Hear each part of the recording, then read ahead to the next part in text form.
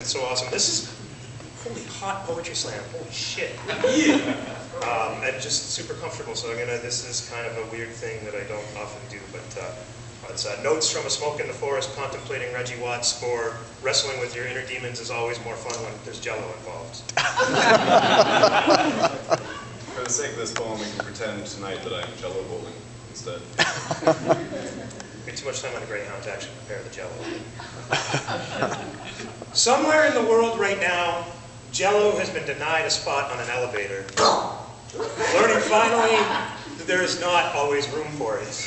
It's going to have to deal with it. We've all got things we're going to have to deal with it, so why put it off or be put off by the fact?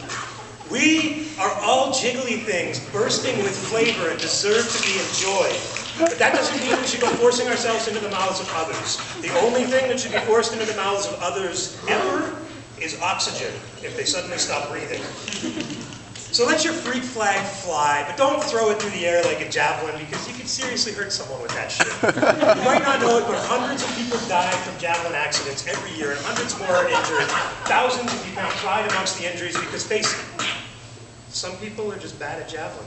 But they can still fly a freak flag, like a birthday candle in a bowl full of Jello, or a Wayne Gretzky rookie card in the spokes of your bike, or your Uncle Larry, who gets drunk and streaks the Santa Claus parade every year, much to the chagrin of not only local family, but the rest of the family worldwide watching on television, on the news, usually right before they watch It's a Wonderful Life.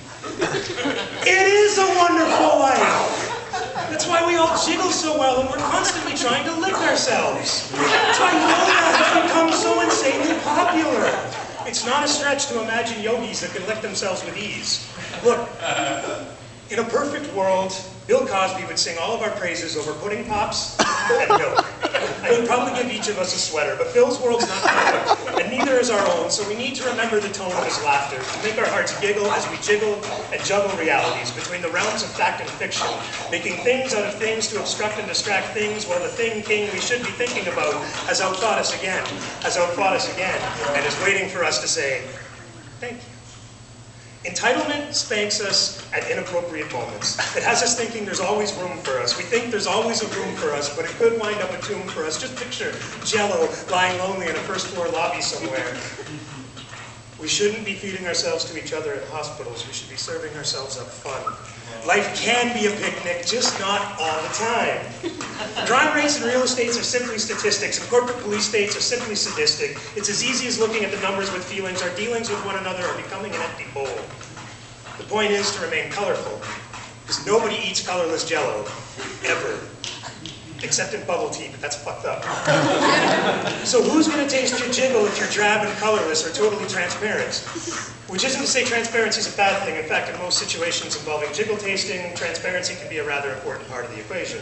It's like a recipe, but it can be a recipe for disaster. Like trying to boil the water after adding the Jello crystals. You have to add the crystals after you boil the water, otherwise the Jello doesn't jiggle right. And it's all about the jiggle, right? So put some dip in your hip and some swagger in your step and some color back into your jiggly bits, because there might not always be room for Jello, but you should always make room for yourself.